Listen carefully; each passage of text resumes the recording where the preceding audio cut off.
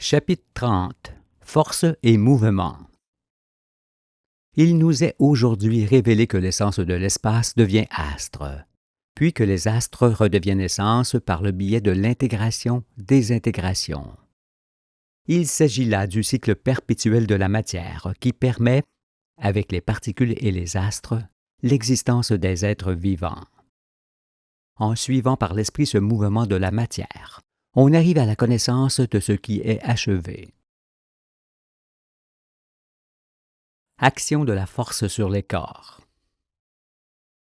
Mais pour parfaire la compréhension sur la matière et comprendre comment la Terre fit des va-et-vient par devant le Soleil, après qu'il se soit éclairé, il est nécessaire de discerner l'antipesanteur, la pesanteur,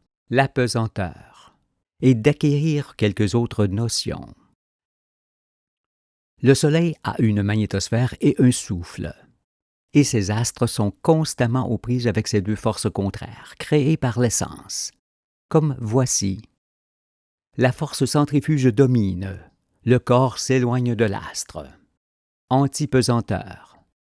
La force centripète domine, le corps se rapproche de l'astre. Pesanteur. Les deux forces s'équivalent, le corps est maintenu à distance de l'astre. Apesanteur. Les corps matériels n'ont aucun poids propre. Mais, comme cela est montré ci-dessus, lorsqu'ils sont soumis à ces deux forces contraires, ils passent par ces trois états. On a vu que la magnétosphère est un fluide, fait par l'éther, qui arrive de l'espace en faisant pression sur tous les corps. Or, pour vaincre la pesanteur qui en résulte et être antipesant, il faut évidemment une force contraire, plus grande, qui éloigne le corps de l'astre. Nous savons maintenant que le poids d'un corps n'est autre que la pression de la magnétosphère qui s'exerce sur lui, et plus précisément sur chaque particule qui le constitue. La densité d'un corps, elle, dépend uniquement du nombre de particules qui composent ce corps dans un volume donné. Si l'on parle du volume du corps, il s'agit d'autre chose, car des myriades de particules collées entre elles pèseront du même poids que si elles sont moins serrées et forment un corps plus volumineux. C'est pourquoi le poids n'a rien à voir avec la densité du corps. Il ne dépend que du nombre de particules qui composent ce corps. Ceci montre qu'une boule lancée en l'air ne pèse rien à un moment donné, et que si, à cet instant-là, on lui inculque une vitesse horizontale et suffisante pour vaincre constamment la force centripète de la magnétosphère, cette boule se met en orbite comme c'est représenté. On voit qu'elle a tendance à aller en ligne droite, sans pouvoir y parvenir à cause de la magnétosphère qui s'y oppose constamment. Cette boule est soumise à la fois à la force centrifuge qui tend à l'éloigner de l'astre et à la force centripète qui tend à la rapprocher de lui.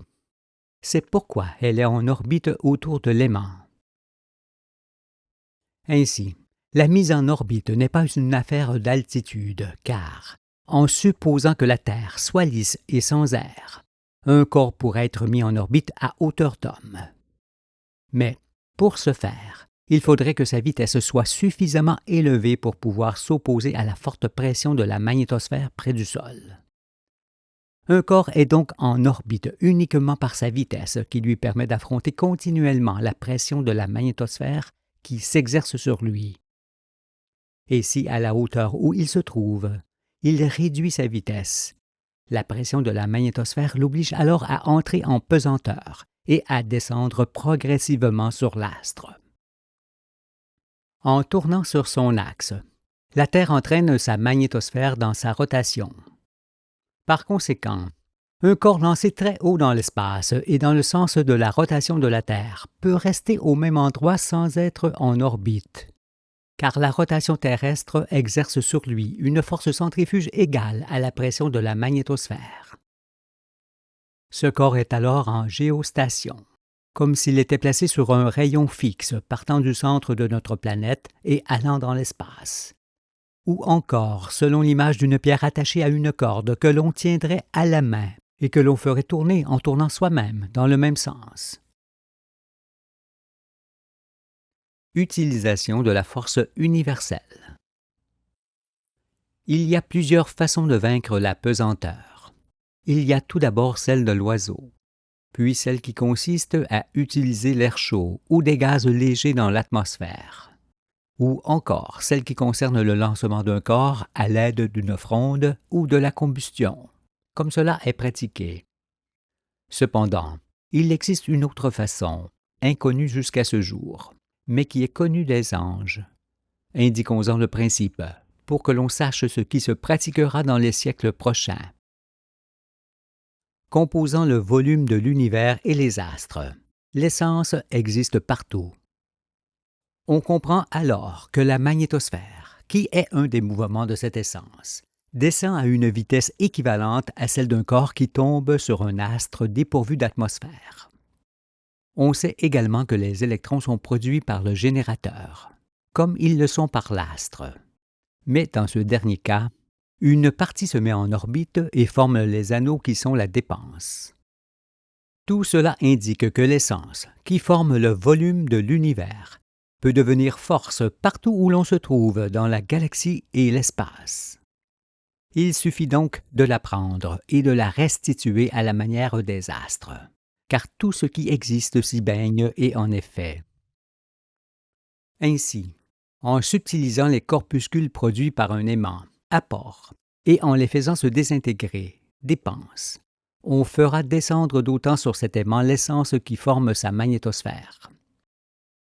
Par conséquent, en utilisant un aimant de telle sorte qu'il absorbe la magnétosphère terrestre à la même vitesse qu'elle descend, eh bien cet aimant, pouvant être très grand, se maintiendra à hauteur fixe, à une hauteur d'homme par exemple. Car en absorbant la magnétosphère terrestre, cet aimant sera obligatoirement en apesanteur.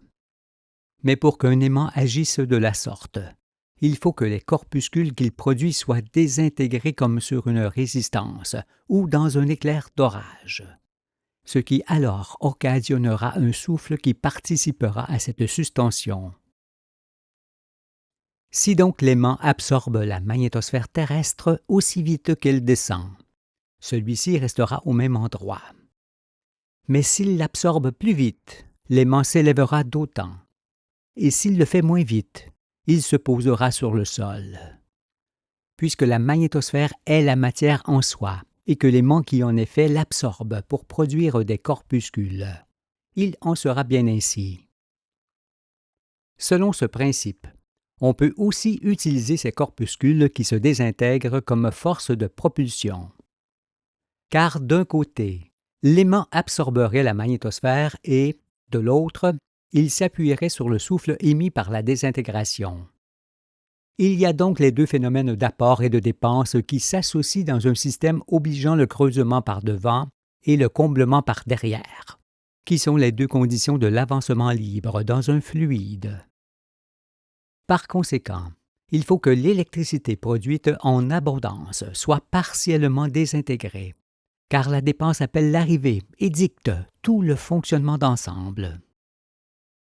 Un tel aimant, analogue aux astres, peut aller de la Terre à la Lune au pas ou à des vitesses prodigieuses permises par l'intégration et la désintégration de la matière. C'est pourquoi, sans autre forme d'énergie, il peut aller d'étoile en étoile, parce que son activité se fera partout où l'on se trouvera dans l'espace, même au fond des océans. Contrairement au corps inerte et sans vie qu'on lance dans l'espace, l'aimant est un corps vivant, produisant de la force et pouvant se déplacer à des vitesses inouïes. Par ailleurs, l'homme s'apercevra qu'en sollicitant l'aimant à la manière des astres, il pourra faire rougir sa surface et la faire fondre jusqu'à provoquer, s'il insiste, tout ce qui se produit sur le soleil. Mais dans les ténèbres, les hommes ne peuvent nullement concevoir qu'il en soit ainsi, parce qu'ils ignorent toute l'activité électromagnétique universelle. De ce fait, ils ne peuvent savoir qu'il n'y a point d'autre force que la force électromagnétique, qui passe forcément par l'aimant. C'est pourquoi ils détruisent tout pour se procurer de l'énergie. dans le royaume. Et dès alors que vous aurez changé vos vêtements et vos façons de concevoir les œuvres, vous saurez enfin que seule l'activité de l'aimant procure toute la force que l'on désire où que l'on soit dans l'univers. Puisque dans ce domaine, nous parlons de l'intégration et de la désintégration de la matière, qui est le principe universel de toute existence et de tout mouvement. Convenez que nous ne pouvons échapper à ce principe pour obtenir toute la force que nous souhaitons, sans détruire, sans nuire et sans limitation de durée. Quand vous l'entendrez, vous évoluerez partout où vous le désirez, en toute liberté, en toute sécurité et en toute indépendance. Toutefois, ne soyez point pressés d'en arriver là, car il vous faudra d'abord quitter l'esprit terrestre et acquérir l'esprit céleste de l'ange, pour évoluer ensuite comme bon vous semblera.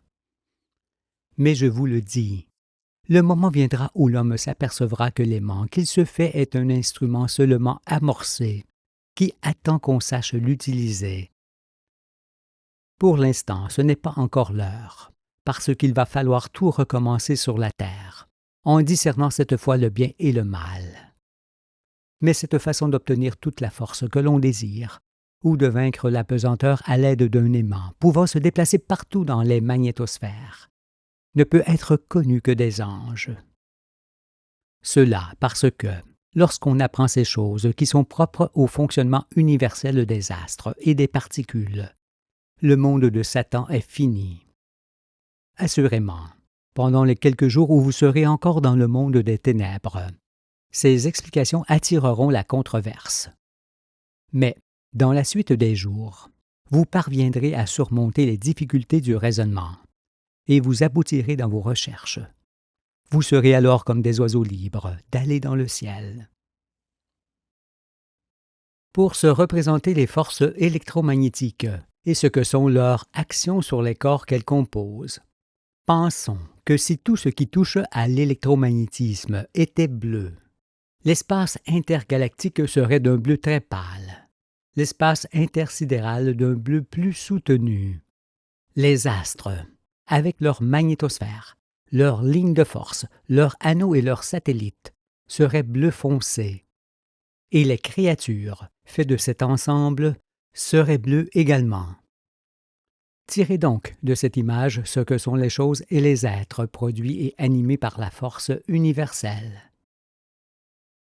En se transformant, les aliments que l'on mange ont pour effet de permettre la croissance et la restauration du corps, et de produire la chaleur interne qui anime la matière de ce corps. Les aliments ne produisent donc point la force musculaire, mais entretiennent le corps qui utilise la magnétosphère seule pour se mouvoir. C'est pourquoi même si l'on mange pendant que l'on produit un effort intense, on a vite dépensé les forces électromagnétiques que l'on a accumulées durant le repos.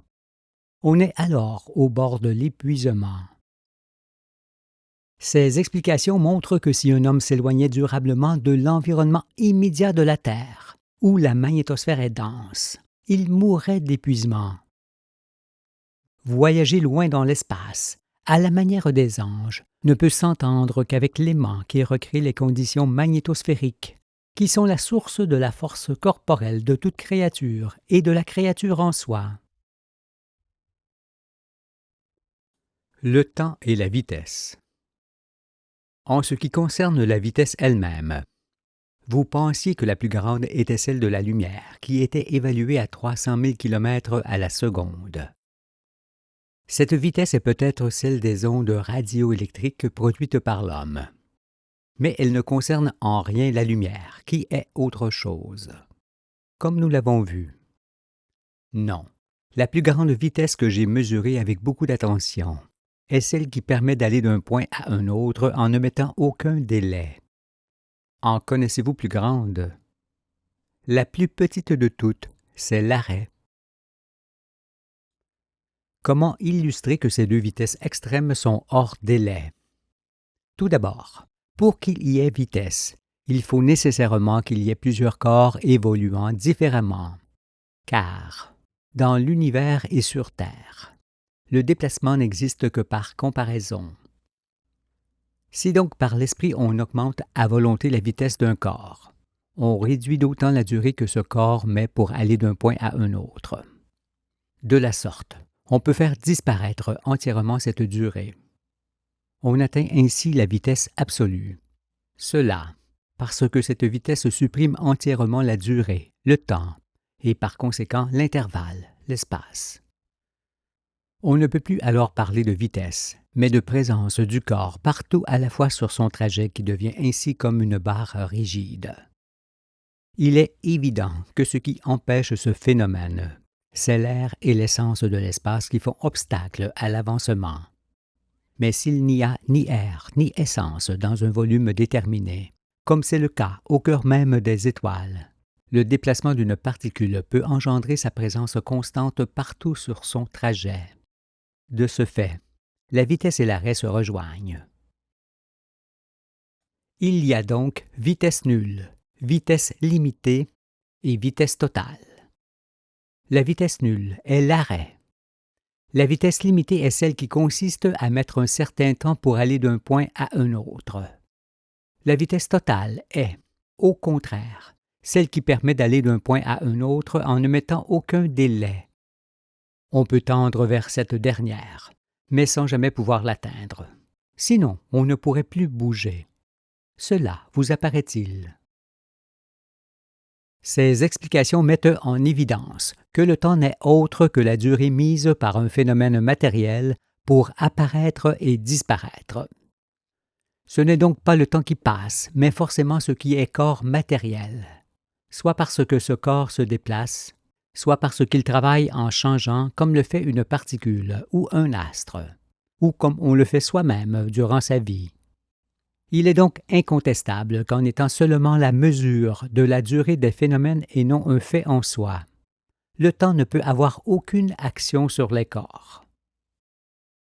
Puisque la vitesse, elle, est un fait réel concernant le mouvement de la matière, alors que le temps n'est que la mesure de ce mouvement, on pourrait en conclure que seule la vitesse peut changer les choses.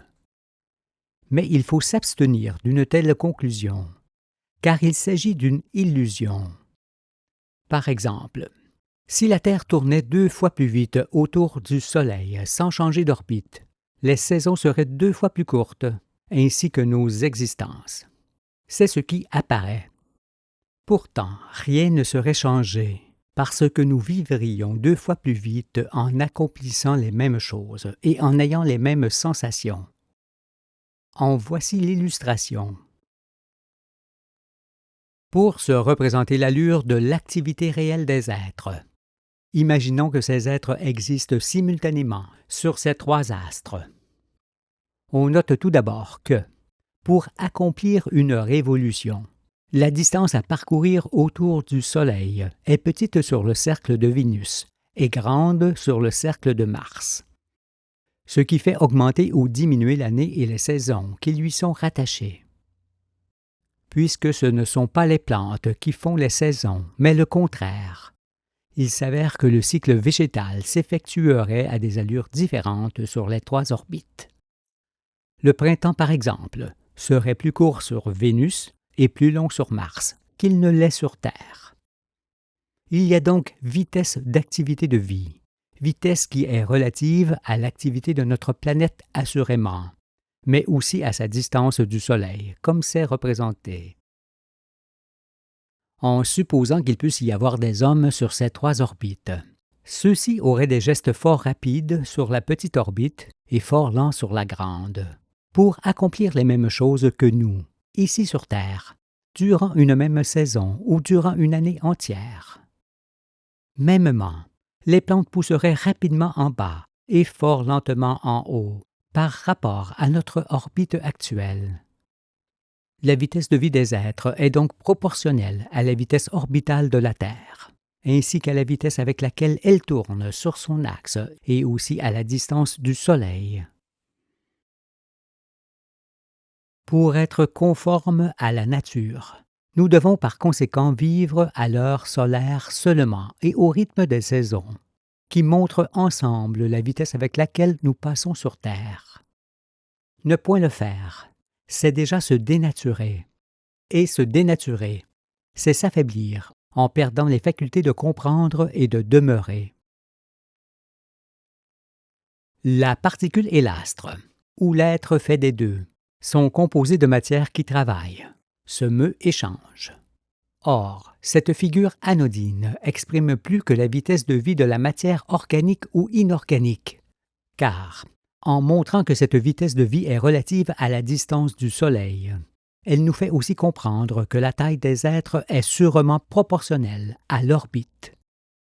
Effectivement, ces êtres doivent être grands et lents sur une grande orbite, petits et rapides sur une petite orbite, pour accomplir les mêmes choses ou les mêmes cycles durant une année entière. Ce qui nous permettra de comprendre ce que fut la taille des êtres des mondes antérieurs que la Terre connut lors de ses déplacements. De plus, on voit clairement que le cycle de l'eau, qui engendre les pluies bienfaitrices et qui permet aux êtres d'exister, ne peut se faire qu'à la distance du Soleil où la Terre se trouve. Il est en effet certain que beaucoup plus près ou beaucoup plus loin du Soleil, la température de ce dernier ne permet point le cycle vital de l'eau. Nous y reviendrons dans les prochaines explications. Mais cela nous montre que la taille et l'activité des corps sont, elles aussi, relatives à la distance du Soleil et à la température qu'il procure. Il apparaît donc nettement que le Soleil est la source de toute activité et de toute existence matérielle. Il ne nous procure pas seulement sa lumière et sa chaleur, parce que nous savons désormais qu'avec sa magnétosphère, ses lignes de force et ses anneaux, il a engendré tous les astres de sa famille avant de s'éclairer. Depuis qu'il brille, il les échauffe intérieurement avec ses anneaux et extérieurement avec son rayonnement. Il est aussi l'origine de l'eau sur la terre, comme nous le verrons bientôt, et forcément l'origine des êtres tirés de cette eau par la science du Créateur de toutes choses. C'est pourquoi je dis avec force que le Soleil est l'origine de ces astres, qu'il est également source de toute activité et de toute présence des êtres, et qu'il en est de même pour toutes les étoiles des galaxies. Assurément, ce n'est point ce que l'on vous enseignait dans les ténèbres, mais c'est ce que le Fils de l'homme enseigne au soir du monde, au nom de l'Éternel,